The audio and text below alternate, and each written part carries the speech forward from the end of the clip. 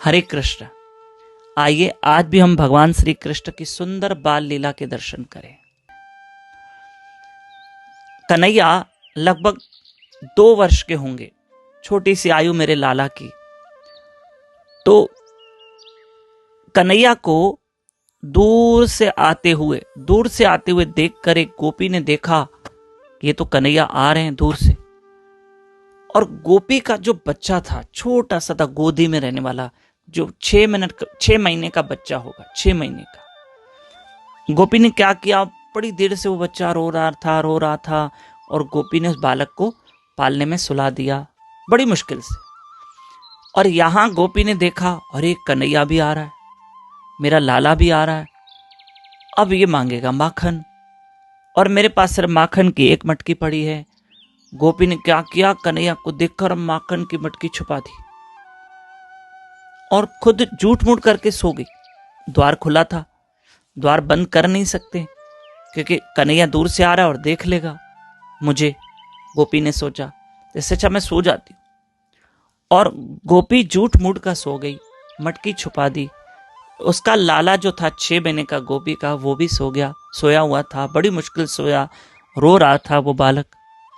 कन्हैया आए, अरे ओ सखी, अरे ओ गोपी। बड़े प्यार से कन्हैया ने माखन मांगा। गोपी तो सोई थी, सुन रही थी, पर कुछ बोला नहीं। अरे सखी उठो तो सही, मैं कितनी बार बुला रहा हूं। लेकिन वो नहीं जागी, जानबूझ के, ताकि कन्हैया चला जाए, फिर नहीं तो बार बार वो कहेगा मुझे माखन दो, माखन दो, माखन दो। अब कन्हैया ने देखा घर में तो कुछ है ही नहीं, तो आज इस घर के माखन की मटकी कहाँ है, कहाँ है? पर यहां तो कुछ माखन है ही नहीं। चलो गोपी को जगाऊं, तो गोपी जगे ही नहीं, झूठ मूठ का सो गई। अब कन्हैया समझ गए कि मैं इसे इतना जगा रहा हूं गोपी को, तो उठ नहीं रही और ना मुझे माखन दे रही है, और घर में माखन तक नहीं दिख रहा है, लगता है छुपा के रखा है।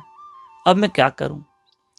तो कन्हैया मेरे लाला क्या करते हैं, उस जो छोटा सा बालक था उसके पालने के आगे चले गए कृष्ण, और धीरे आवाज में कहा, छोटे से बालक को मेरे कान्हा ने कहा, देख सखा, मैं तेरे घर माखन खाने आया हूं, तेरी मैया सोई है, उसने मुझे कुछ नहीं दिया, तेरी मैया मुझे देती तो मैं तुम्हें भी खिला देता थोड़ा, पर सुन, अब तुम्हारी मैया तो खिला नहीं रही है, अब मैं तुम्हें क्या दे के जाऊं, क्योंकि तुम्हारी मैया ने मुझे माखन दिया ही नहीं।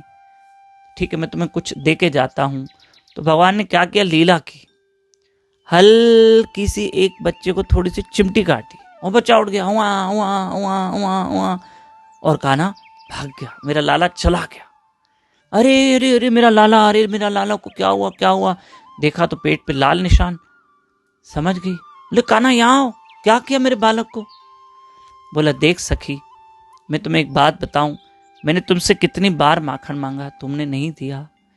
अब तुम मुझे कुछ देती तो तुम्हारे बालक को कुछ देता, पर तुम जागी नहीं रही थी, जागे ही नहीं। अब तुम मेरी सुनी नहीं रहे थे सखी, मैं आपको कितना कह रहा था, इसलिए मैंने आपके बच्ची की हल्की चिमटी काट दी। अब बच्चा रोए, शांति न हो। तब गोपी ने कहा, इससे अच्छा तो मैं इसको माखन देती लाला को, बड़ा प्यारा है कान्हा, पर इससे बालक को जगा दिया, अब इसको सुलाने में 4 घंटे लग जाएंगे बच्चे को। तो मेरा कहने का मतलब ये है, मेरे कन्हैया से प्रेम करना, मेरे गोविंद से प्रेम करना। और एक बात बताऊं, मेरा कान्हा आपको भी कह रहा है, मेरे जन्मदिन पर जरूर जरूर आना।